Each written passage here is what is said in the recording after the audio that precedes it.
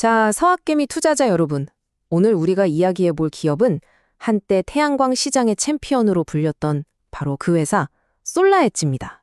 티커는 SEDG. 모두가 우러러보던 이 절대 강자가 어쩌다가 벼랑 끝까지 내몰리게 됐는지 오늘 그 충격적인 추락의 전말을 속 시원하게 파헤쳐보겠습니다. 자, 바로 본론으로 들어가 보죠. 이 숫자, 마이너스 78%. 이게 뭘 의미하냐면요. 2024년 1분기 솔라엣지의 매출이 불과 1년 전과 비교해서 78%나 사라졌다는 뜻입니다. 이게 그냥 실적이 좀 안 좋네, 이 수준이 아니라는 겁니다. 이건 회사의 존립 자체를 걱정해야 할 정말 충격적인 숫자죠. 아니, 도대체 어떻게 한때 시장의 절반 이상을 지배했던 회사가 이렇게 한순간에 무너질 수가 있는 걸까요?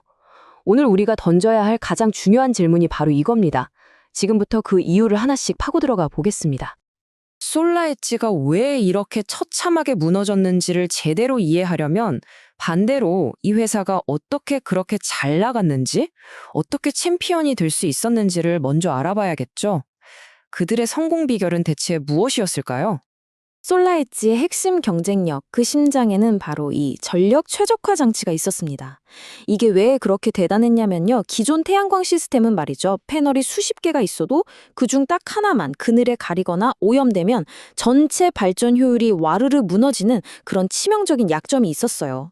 근데 솔라엣지는 패널 하나하나에 이 작은 장치를 달아서 마치 각 패널에 1:1 개인 트레이너를 붙여준 것처럼 항상 최상의 발전 효율을 뽑아내게 만든 거죠. 이 MPPT라는 기술 덕분에 경쟁사들은 도저히 따라올 수 없는 압도적인 효율을 보여준 겁니다. 그 결과는요? 말할 것도 없죠. 전성기 시절 솔라엣지는 전 세계 태양광 인버터 시장의 절반 이상을 그냥 혼자 다 차지했습니다. 다른 경쟁사들 전부 합친 것보다도 더 많이 팔았다는 얘기예요. 말 그대로 시장의 규칙을 새로 쓰는 독보적인 제왕이었습니다. 하지만 여러분, 염원한 건 없죠? 그렇게 잘 나가던 솔라엣지 앞에 말 그대로 모든 악재가 한꺼번에 몰아치는 퍼펙트 스톰이 나타납니다. 이 거대한 폭풍우는 크게 세 개의 무시무시한 파도로 이루어져 있었어요. 첫 번째는 살인적인 고금리 환경, 두 번째는 한치 앞을 내다볼 수 없는 정책 불확실성, 그리고 세 번째는 꽁꽁 얼어붙은 수요와 더 치열해진 경쟁.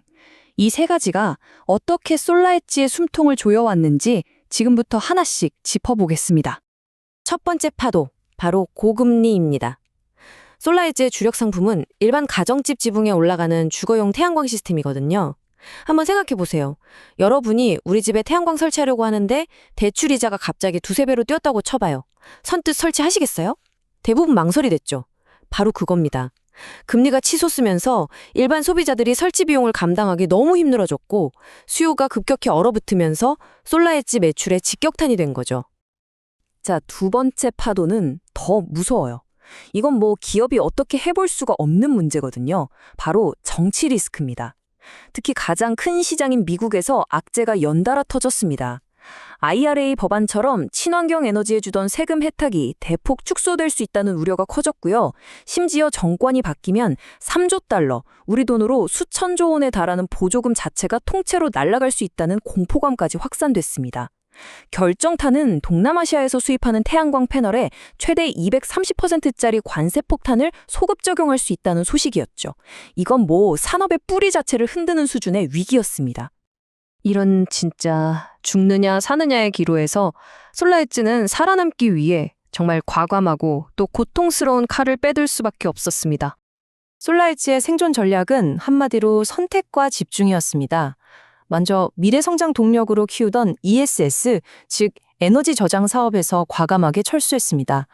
이게 얼마나 뼈아픈 결정이냐면 2018년에 한국의 유망 기업 코캄까지 인수하면서 정말 공들여 키우던 사업이었거든요. 그걸 포기한 겁니다. 동시에 전체 직원의 12%에 해당하는 500여 명을 해고하는 구조조정도 단행했죠. 이 모든 고통스러운 결정의 목표는 단 하나, 회사의 심장인 태양광 인버터와 최적화 장치 사업만큼은 반드시 지켜내겠다는 것이었습니다. 이렇게 뼈를 깎는 구조조정을 하는 목표는 명확합니다. 분기마다 운영 비용을 750만 달러, 우리 돈으로 거의 100억 원을 아끼겠다는 거예요.